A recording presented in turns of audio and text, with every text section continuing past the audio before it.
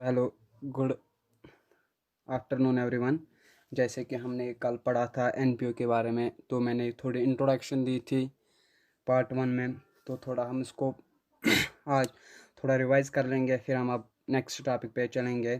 तो थोड़ा रिवाइज करेंगे। तो सुनो, पहले कल हमने क्या पढ़ लिया था। नॉट फॉर प्रॉफिट ऑर्गेनाइजेशन, जैसे कि हमने देखा था कि उनका मेन और मकसद क्या होता है, सोशल सर्विसेज प्रोवाइड करना। उनका मेन एम ये नहीं होता है कि प्रॉफिट कमाओ, उनका मेन एम क्या होता है, सोशल सर्विसेज प्रोवाइड करना।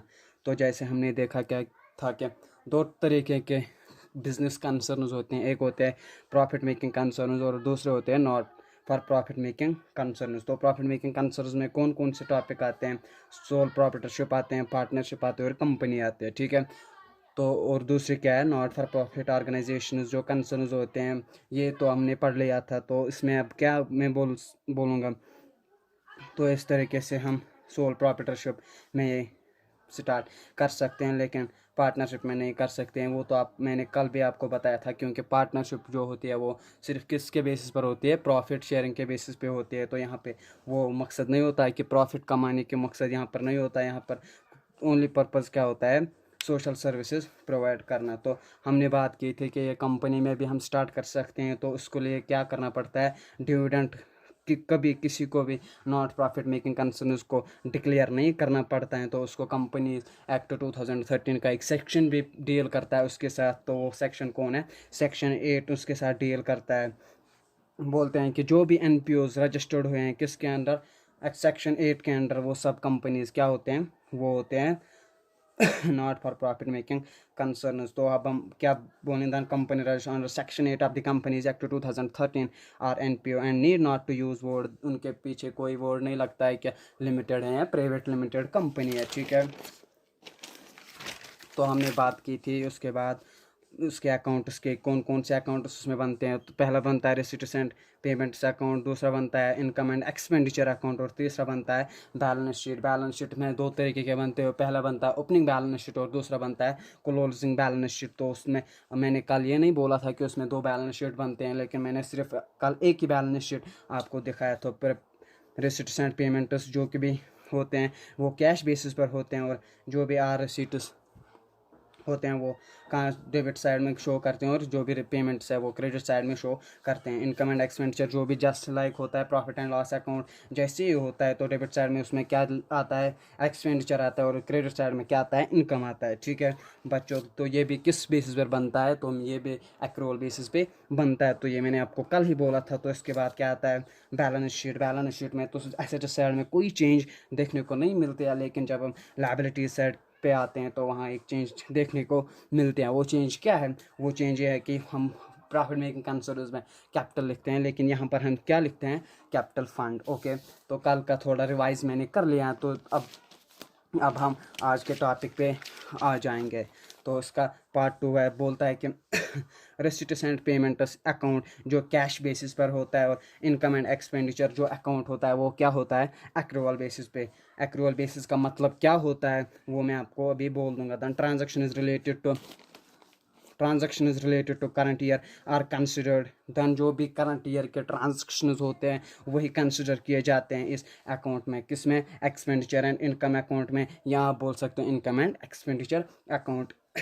It if particular amount is related to previous year और अपकमिंग ईयर, दपन अगर कोई अमाउंट हमें दिख रहा है कि ये वो पास्ट ईयर का है, फ्यूचर ईयर का है, तो वो हम एक्सक्लूड इसमें कर सकते हैं। तो एक्सक्लूड का मतलब क्या होता है, वो इसमें बाहर निकालते हैं, वो इसमें रिकॉर्ड नहीं किया जा सकता है, ठीक है। तो इसके बाद इसके बाद हम एक थोड़ी सी छोटी सी एग्जांपल लेंगे आपको समझाने के लिए। मैं थोड़ी सी एक छोटी एग्जांपल लूँगा। तो इसका क्या बोलता है, एग्जांपल में लूँगा इस तरीके से, सैलरी पेड बोलता है कि हमने सैलरी अपने जो भी हमारे कंपनी में जॉब करते हैं तो उनको हमने क्या दिया था, 1 लाख रुपया सैलरी हमने इस साल पेड की है।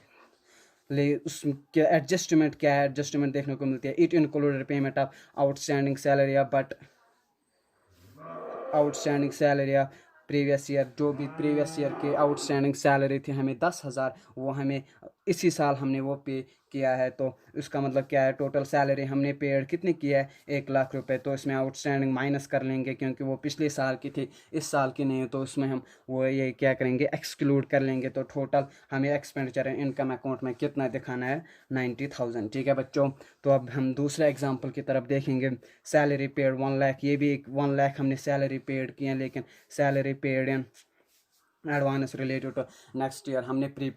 प्रीपेड हमने प्रीपेड सैलरी दी थी किसको, एम्प्लॉयज़ को, क्योंकि किसी एम्प्लॉयज़ को कोई ऐसी मजबूरी पड़ी थी कि उसने एडवांस में ली थी, तो वो हमें इस साल का एक्सपेंडिचर नहीं है बल्कि किस साल का, नेक्स्ट ईयर का। जब हमें नेक्स्ट ईयर काम कर लेंगे, अभी हमने पेमेंट किया लेकिन काम नहीं किया है हमने रिसीव उस पेमेंट में, तो वो भी हम क्या कर लेंगे, लेस कर लेंगे। ओके, तो इस साल की टोटल एक्सपेंडिचर क्या होगी, 80,000। ठीक है बच्चों। एग्जाम्पल 3 हम देख लेंगे। Salary paid during the year हमने कितना किया, 1,50,000। Salary outstanding at the end of year, तो अपन बोल रहा है, क्वेश्चन हमें बोल रहा है कि जो भी outstanding at the year and, जो भी हमने एंड के ईयर में आउटस्टैंडिंग सैलरी थी, पिछले ईयर की जो आउटस्टैंडिंग सैलरी थी वो हमें कितनी थी, 20,000 related to current year but not paid. ठीक है, क्या बोल रहा है, salary outstanding at the end of year related to current year but not paid. मतलब क्या होता है कि ड्यू हमें सैलरी तो हुई है, हमें सैलरी पे करनी थी लेकिन हमने पे नहीं की, तो इसलिए हमें टोटल सैलरी कितनी देनी पड़ेगी इस साल। सैलरी पे 1.5 लाख तो हमने पहले ही किया है, लेकिन अब आउटस्टैंडिंग हमें रह गई है कितने, 20,000। तो टोटल एक्सपेंडिचर कितना आएगा इस साल, 1,70,000। ठीक है, तो एग्जाम्पल 4 की तरफ जाएंगे हम। Salary paid during the year, 1 lakh रुपए हमने इस साल पे किया है। Prepaid salary in the beginning, जब बोलता है कि हमने बिगनिंग में ही कितना पे किया था, 30,000। Salary of current year paid in last year, जो हमने पिछले साल ही प्रीपेड सैलरी दी थी वो अब इस साल इंक्लूड होगी, क्योंकि वो इसी साल का एक्सपेंडिचर है। पिछले साल अगर हमने वो पे किया था लेकिन काम अब इस साल में उसका ले रहे हैं अपने एम्प्लॉयज़ से, जो भी हमारे कंपनीज में एम्प्लॉयज़ हैं, तो वो इसी साल का एक्सपेंडिचर होगा। तो टोटल सैलरी हमें कितना दिखानी है, 1,30,000। ठीक है बच्चों, क्योंकि ये प्रीपेड हमने पहले ईयर पे की थी लेकिन काम इस साल हमने इस सैलरी का लिया है। ठीक है, तो अब हम थोड़ा समरी उसको मैंने थोड़ी समरी इसमें तैयार किया है, जो भी आप देख लेंगे। अमाउंट पेड कितना होता है कि अमाउंट पेड क्या होता है, जो भी हमने इस साल पे किया है, टोटल सैलरी जो हमने पे की है, outstanding paid of the last year, जो हमारी आउटस्टैंडिंग थी पिछले साल की, जो आउटस्टैंडिंग सैलरी थी वो हमेशा क्या करनी चाहिए, लेस करनी चाहिए। ओके, ठीक है। Prepaid expenses of next year, जो हमने पे किया है, इसी साल पे किया है लेकिन अभी काम नहीं उसमें लिया है, वो नेक्स्ट अगले साल की सैलरी है, तो वो भी हम लेस करेंगे। ठीक है बच्चों, क्योंकि हमें टोटल दिखना है कि एक्सपेंडिचर अकाउंट में कितना हमें दिखाना है। ठीक है बच्चों, outstanding expenses at the end of year, जो हमें पिछले साल की प्रीपेड एक्सपेंसेस थी और इसी साल हम उसका काम ले रहे हैं, तो वो हमें ऐड करना है, क्योंकि प्रीपेड तो हमने पिछले ईयर हमने ये पे किया था लेकिन काम अब इस ईयर ले रहे हैं उसका। ठीक है, prepaid salary eight the end of last year, जो हमने प्रीपेड सैलरी पिछले साल की थी वो भी हम इसमें ऐड करते जाएंगे। ठीक है बच्चों, तो अब जो लास्ट में अमाउंट आएगा वो क्या आएगा, total expenses which are to be recorded in expenditure and income account on debit side, जो भी हमें एक्सपेंडिचर अकाउंट में डेबिट साइड दिखाना है वो लास्ट में अमाउंट ये रहा। ठीक है बच्चों, तो अब हम थोड़े बात कर लेंगे आउटस्टैंडिंग एक्सपेंसेस अगर हैं, मतलब बोल रहा है कि हमने किसी से काम करवाए लेकिन अभी पैसे उसको नहीं दिए हैं, तो वो हमारी क्या होती है, वो हमारी लायबिलिटी होती है। ठीक है बच्चों, अब अगर आपने कंसेप्ट भी पढ़ लिया है तो ठीक है, अगर नहीं पढ़ लिया तो मुझे कमेंट में ज़रूर बता देना, मैं उस पर भी एक लेक्चर थोड़ा 5-10 मिनट के लिए बना सकता हूँ। तो प्रीपेड एक्सपेंसेस मतलब क्या बोल रहा है, प्रीपेड एक्सपेंसेस आप तो जानते हैं, प्रीपेड एक्सपेंसेस एक तरह का एसेट होता है। एसेट क्यों होता है मैं अभी समझाता हूँ। जो भी हमने मतलब इस साल हमने पेमेंट किया है 30,000 की, एग्जांपल लेते हैं, छोटे एग्जांपल लेते हैं, हमने मतलब पे किया है 30,000 रुपये। ठीक है बच्चों, पे किया है 30,000 रुपये, लेकिन काम हमने अभी नहीं किया है। ठीक है, हमें अभी ड्यू नहीं हुआ था मतलब लेकिन हमने paid not due but paid in advance, मतलब हमें एडवांस में ही पे किया है ये 30,000। तो इसलिए हमें क्या होता है एसेट। मतलब एसेट किस तरह से होता है, क्योंकि हमने अभी काम नहीं लिया है। मतलब ये भी बोल सकते हैं कि अगर हमने अगले साल ये काम नहीं लिया है तो हम उसको लेबल कर सकते हैं कि आप हमें 30,000 दो। मतलब वो इसी तरह से ये एसेट होता है, ठीक है। तो अब हम थोड़ा क्वेश्चन पे ध्यान देंगे, क्योंकि क्वेश्चन इस तरीके से आते हैं इस किसमें, नॉट फॉर प्रॉफिट ऑर्गेनाइजेशन।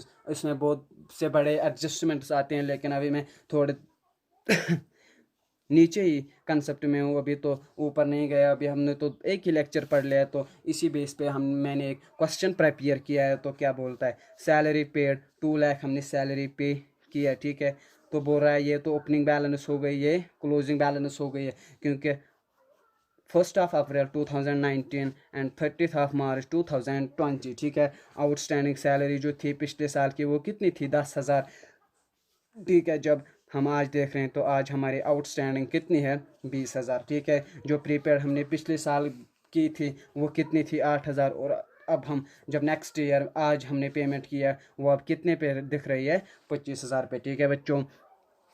तो अब हमें इसको प्रिपेयर करना है, क्या करना है, payment receipts and payments account में शो करना है, एक्सपेंडिचर इनकम अकाउंट में शो करना है, और बैलेंस शीट में कैसे दिखाएंगे वो भी मैं आपको बता दूंगा। तो रिसिट्स पहले हम बनाएंगे, रिसिट्स एंड पेमेंट्स अकाउंट। अगर आपको पता होगा ये किस बेस पे होता है, कैश बेस पे होता है, ठीक है बच्चों, ये कैश बेस पे होता है, बेस पे होता है। अगर आपको पता होगा जर्नल एंट्रीज अगर आपने पढ़ ली होती, तो मैं आपको बोलना चाहता हूँ कि हमने सैलरी पे की है तो उसका जर्नल एंट्री क्या होगा।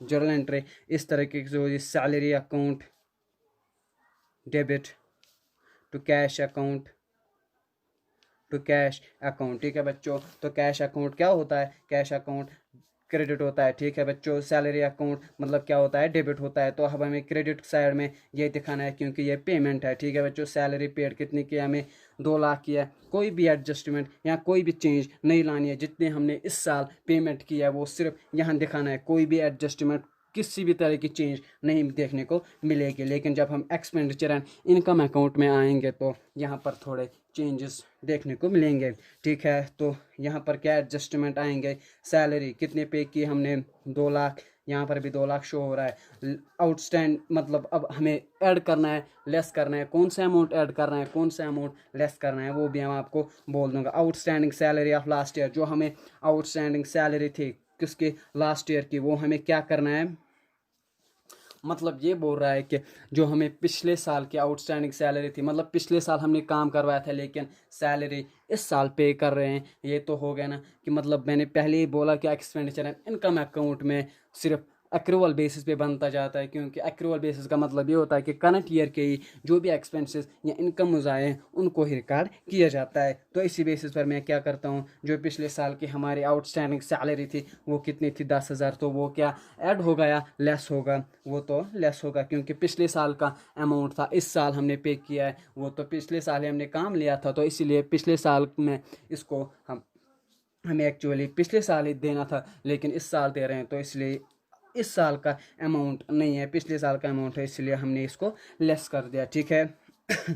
अब दूसरे एडजस्टमेंट क्या देखने को मिलती है, outstanding salary of current year, जो हमारे करंट ईयर की आउटस्टैंडिंग सैलरी है, जो हमें काम लिया है लेकिन पेमेंट अभी नहीं किया है, पेमेंट हम बोल दिया कि हम अगले साल में करेंगे, तो लेकिन खर्चा इसी ईयर का एक्रूवल बेसिस करंट ईयर के एक्सपेंसेस हैं, तो ये हमें ऐड करने होंगे, ठीक है बच्चों। तो 20,000 क्या करने होंगे, ऐड करने होंगे। प्रीपेड सैलरी, जो हमने पिछले साल प्रीपेड सैलरी दी थी, मतलब पिछले साल हमने पेमेंट की थी लेकिन काम अब इस साल कर रहे हैं, तो वो भी क्या होगा, ऐड होगा, ठीक है बच्चों।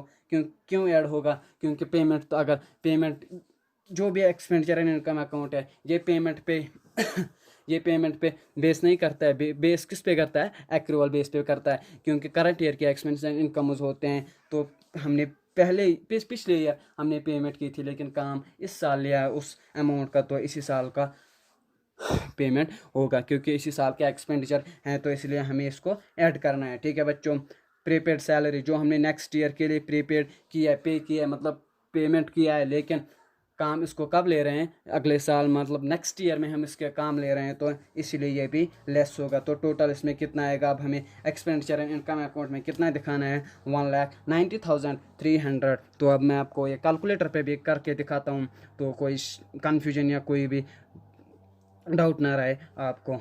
टोटल हमने पे कितना किया है, 2 लाख।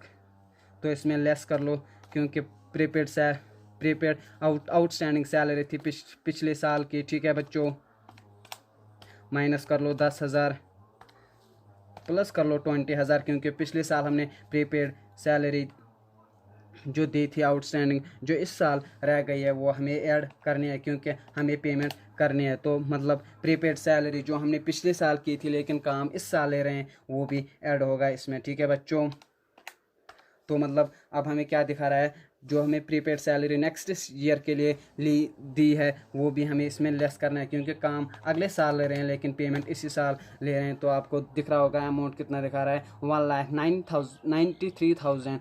ठीक है बच्चों, तो अब हम थोड़ा आगे और चलते हैं।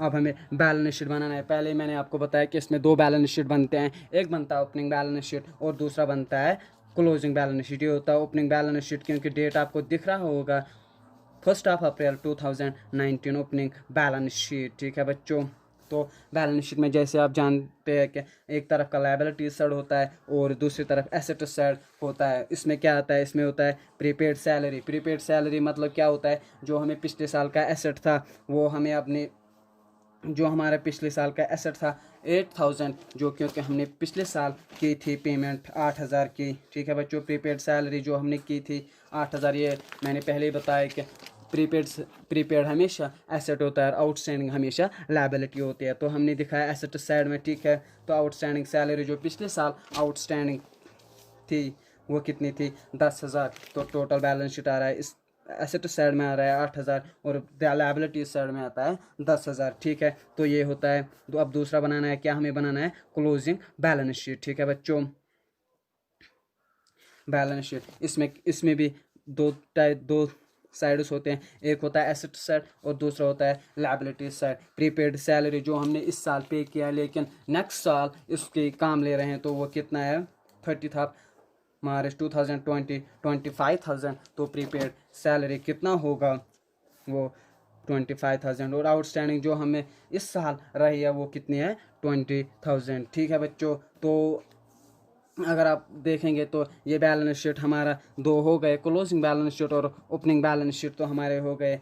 अब और इसका एक और तरीका है, अगर आपको इस तरह से नहीं निकलेगा तो मैं आपको एक और भी तरीका दिखाऊंगा, इसको बोलते हैं मेमोरेंडम एक्सपेंसेस अकाउंट। ठीक है बच्चों, बैलेंस ब्रॉट डाउन क्या होता है, मतलब जो भी prepaid expenses at the beginning, जो भी बिगनिंग के प्रीपेड एक्सपेंसेस होते हैं, मतलब जो हमने पिछले साल पे किया था लेकिन अब इस साल उसको काम ले रहे हैं, उसका अमाउंट यहाँ पर लिखना है by balance to balance brought down. ठीक है, prepaid expenses at the beginning, जो पिछले साल के बिगनिंग में प्रीपेड एक्सपेंसेस थे वो उनको कहाँ, यहाँ पे लिख देना है। ओके, तो फिर क्या आता है, बैलेंस ब्रॉट डाउन। ये बैलेंस कौन होती है, ये बैलेंस पिछले आउटस्टैंडिंग, जो भी आउटस्टैंडिंग एक्सपेंसेस बिगनिंग के होते हैं, मतलब कि 10,000 जो पिछले साल के थे आउटस्टैंडिंग, जो मतलब ये थे पिछले साल के जो 10,000 आउटस्टैंडिंग थे, ये वो कहाँ होते हैं, यहाँ पे रिकॉर्ड के outstanding expenses in the beginning, जो भी बिगनिंग के ईयर के पहले ही जो भी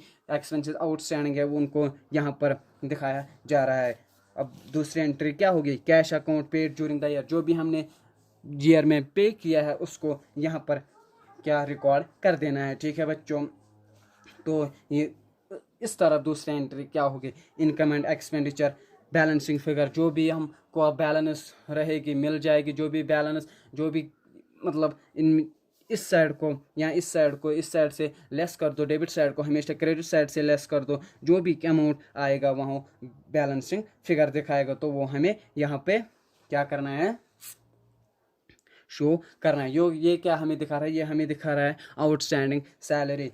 ठीक है, beginning balancing figure due but not paid, ये हमें तो देनी ही पड़ती है लेकिन हम इस साल नहीं देंगे, हम अगले साल, तो इसको क्या बोलते हैं हम, आउटस्टैंडिंग। ठीक है बच्चों, बैलेंस कैरी डाउन, ये बैलेंस कौन होती है, outstanding expenses at the and, जो भी outstanding balance eight the and होते हैं, मतलब ये बैलेंस जो भी आउटस्टैंडिंग बैलेंस इस साल के रहे वो हमें कहाँ रिकॉर्ड करने पड़ते हैं, यहाँ पे रिकॉर्ड करने पड़ते हैं। Balance carry down prepaid expenses at the and, जो भी प्रीपेड एक्सपेंसेस हैं वो हमें यहाँ पर ऐड करने हैं, जो भी यहाँ पे 25,000 है वो तो यहाँ पर दिख रहा होगा आपको।